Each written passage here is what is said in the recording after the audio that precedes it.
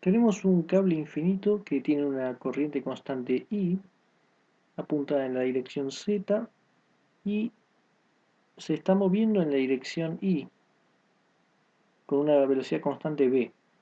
Vamos a ver cuál es el campo eléctrico en la aproximación cuasiestática en el instante en el que justo el cable coincide con el eje Z. Vamos a traer el campo magnético del cable infinito, un 0i 2πs fibersor. Estamos en la aproximación cuasiestática, así que nos llevamos este resultado de magnetostática.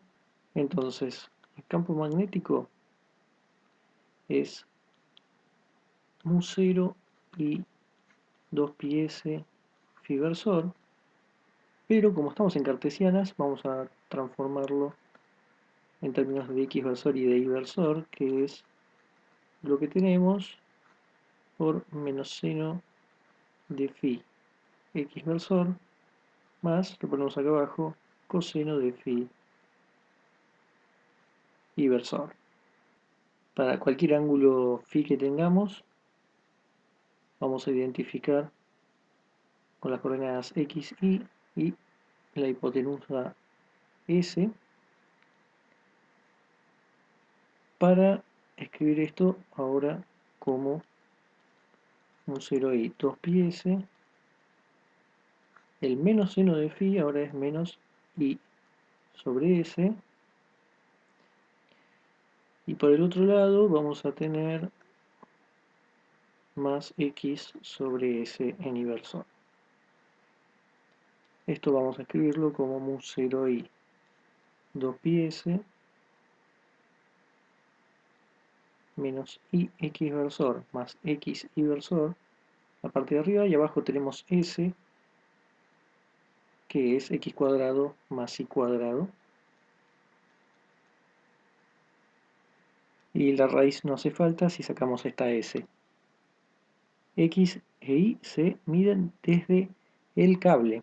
Acá estamos en cilíndricas, así que el x se puede pensar, este que está acá es este y el y es este de acá. Lo que vamos a hacer ahora es cambiar y por y menos bt. Estas son las coordenadas estacionarias, las que se van moviendo con velocidad v. Con esto el v nos queda un 0 y 2pi, arriba menos i menos bt, cambiamos este, x versor más x y versor, y abajo x cuadrado, que queda igual, más i menos bt al cuadrado. Por otro lado, vamos a utilizar ley de Faraday, rotor de E igual a menos dB dt, así que tenemos que derivar esto en términos de t, que lo tenemos acá y abajo. Como es una cuenta larga, vamos a poner directamente lo que da, menos mu 0i 2pi, tenemos un término bx, x cuadrado más i menos bt al cuadrado, menos, si lo ponemos acá abajo, menos i menos bt, x versor más x y versor sobre x cuadrado más i menos bt al cuadrado, todo al cuadrado, y acá queda menos 2b y menos bt. Es largo, pero esto es lo que queda, la derivada de b. Lo que vamos a hacer ahora es evaluarlo en t igual a 0, donde lo que tenemos es que se van a ir muchas cosas. Por ejemplo, primero pongamos el mu 0 y 2pi, saquemos un b factor común, que lo tenemos en los dos términos, acá y acá, y ahora sí, en uno de los términos nos va a quedar solo x versor sobre, si esto es 0, x cuadrado más y cuadrado, más, acá en el denominador se va a hacer 0 esto, se va a hacer 0 acá y 0 ahí.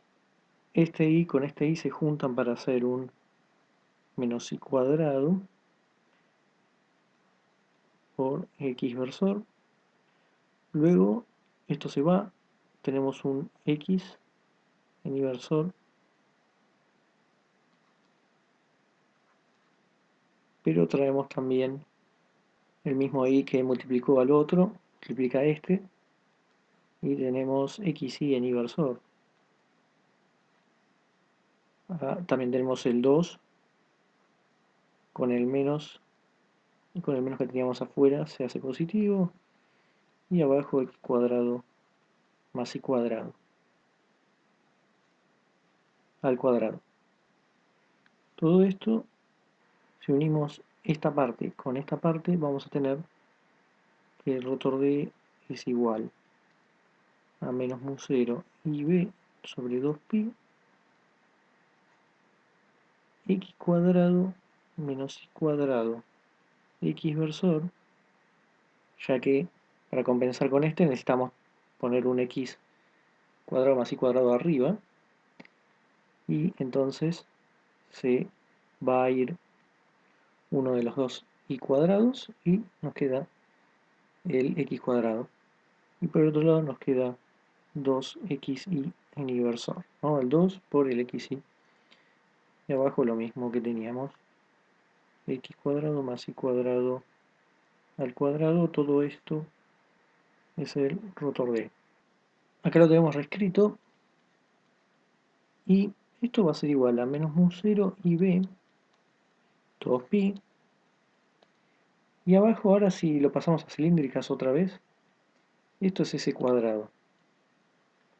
En cuanto a la parte de arriba, es simplemente tomar que era x y x versor y y versor en cilíndricas y hacer la cuenta.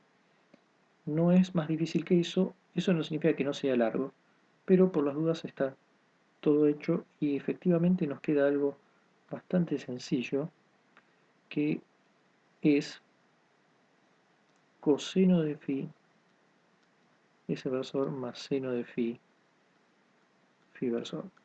O sea, cuenta larga, pero resultado sencillo, ¿no? Lo único que hicimos fue x s coseno de phi y s seno de phi, el x versor que da esto, y versor es esto, meter todo eso y hacer la cuenta. Y lo que queda para encontrar el e es encontrar una función vectorial de s y de phi que no dependa de z, y la divergencia tenga que ser 0, y el rotor tiene que ser esto que nos dio. Y también vamos a pedir una propiedad muy importante, que es que para grandes distancias, o sea, para s grande, s tendiendo a infinito, s vaya a 0. Por lo tanto, en principio podríamos tener un es phi, es que dependa de s y phi, no de z, más e phi de s phi y ez de s phi, ¿no? Esto en s versor, esto en phi versor y esto en z versor. Empecemos con la divergencia. Acá ya tenemos escrito la divergencia en cilíndricas y la parte de z no nos importa. Y queremos que la divergencia sea igual a 0. No tenemos carga libre y entonces la divergencia de tenía que ser igual a 0. En el caso del rotor, pero la coordenada s, nos quedamos con esta parte. Había otra cosa que tenía derivada de z, lo mismo va a pasar en el caso de phi, eso no nos importa. Así que simplemente vamos a lo que nos dio y tomamos la coordenada s, es decir, todo esto multiplicado por coseno de phi. Así que esto es menos mu 0 y b 2pi s cuadrado coseno de phi. Y lo mismo para este caso, porque en phi teníamos igual pero con el seno de phi. Así que menos mu 0 y b 2pi s cuadrado seno de phi. La componente z del rotor, ya tenemos las dos derivadas de s y de phi, Y esto, como no tenemos nada en z, así que igualado a 0. Veamos en las dos del medio, tenemos una derivada que depende de phi, de z y una de s. Acá había un 1 sobre s, cancelamos un s cuadrado que teníamos. Entonces, derivar de z en phi nos da un coseno de phi, así que podemos suponer que tenemos un seno de phi. Y derivar en z nos va a hacer aparecer un s cuadrado, así que lo ideal sería tener un s. Es decir, que Lz que vamos a tomar va a ser igual a menos mu 0 y b 2pi s seno de phi. Entonces, derivamos en phi y nos va a dar esto. Derivamos en z y nos va a dar esto. Pero acá esto va a ser positivo, así que va a cambiar también el signo de acá. En cuanto a la primera y a la cuarta, tenemos dos derivadas, ya que acá tenemos 1 sobre s y 1 sobre s, que queremos que nos dé 0. Acá también queremos que nos dé 0.